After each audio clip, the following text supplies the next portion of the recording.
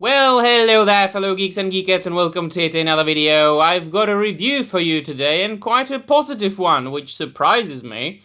I have delved into something I hadn't thought I would delve in, and that's Transformers War for Cybertron Siege. Now, Transformers isn't something that I would grow up with, such as was the case with Teenage Mutant Ninja Turtles, Batman, the animated series, The Hobbit, the Gummy Bears, the X-Files, the Aliens, all the films with Arnold Schwarzenegger and so on and so forth. Star Wars, obviously. I grew up watching all these things, and these things shaped me.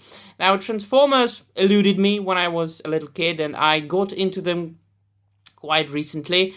Shall we say, I downed the entire animated series from 1984, the G1, the first two seasons, and then I watched the animated movie from 1986. I fell in love with Transformers instantly. I needed to get some figures, some toys, and as far as the movies by Michael Bay, these eluded me as well. I saw one a long time ago.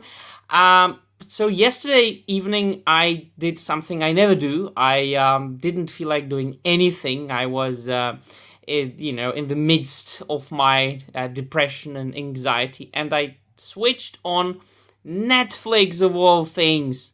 Jesus bloody Christ, I never do that.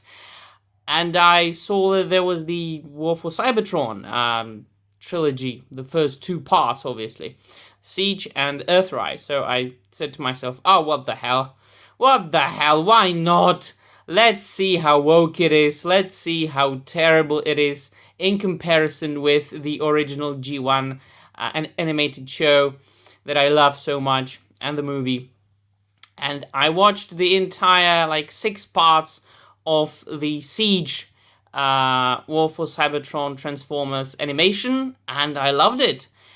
It's got a very deep lore as far as the history of the, Transformers go, of the inhabitants of Cybertron. It goes deep into the war between the Autobots and the Decepticons. I don't want to spoil much, and I will not spoil much, and I would like to ask you not to spoil anything further from Siege and from the rest of the lore as far as the films and the animation goes, and the comic books, and if there are some novels, I'm not sure about that, because I'm definitely going to go and watch the Earthrise tonight. What I liked especially was the fact that they didn't include any woke shit in the show, in the animation there. There were, of course, female Transformers, which is quite understandable for 2021. I don't really remember any female Transformers in the old animation. I always considered them to be either fully male or like robots, just, not really, gender-oriented beings. But the female Transformers that were present in the show were likable. I liked the characters. They were identifiable. And what I also liked was the fact that they were not afraid to go a little bit darker with the show, definitely much darker than the original G1 animation and the film. So they were not afraid of killing characters. They were not afraid of showing very dark, very brutal stuff as far as the Transformers go. There is torture, there is killing, there is dismemberment of the robots of the Transformers. There are even, spoilers, Transformers zombies. This was fucking incredible. I loved it. Of course, I did very much enjoy the characters, the main characters, the protagonists, Optimus Prime and Megatron. I did enjoy the supporting characters. I loved the fact that it wasn't depicted as if the struggle between the Autobot and the Decepticons was black and white. There were characters who were aligned with the Decepticons and Megatron, but who realized that the ways of Megatron had or have changed, and that he maybe got a bit too much dark, a bit too much evil, a bit too much dictator-like, a bit too much obsessed with his war against Autobots, and that he does not necessarily want to free Cybertron, but just simply and exclusively annihilate the Autobots.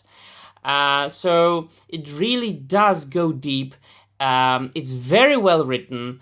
The characters are very good written. It's got very good character development.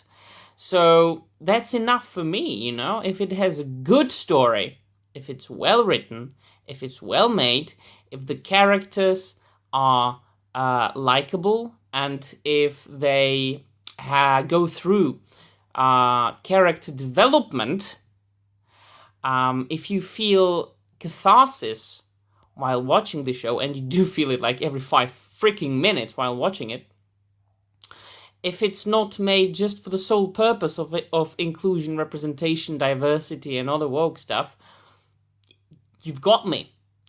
And I have to admit that War for Cybertron, The Siege, was definitely the best television and film from the last couple of years that I can talk about. So I'm definitely going to watch the second part, Siege, and let you know what I think about it.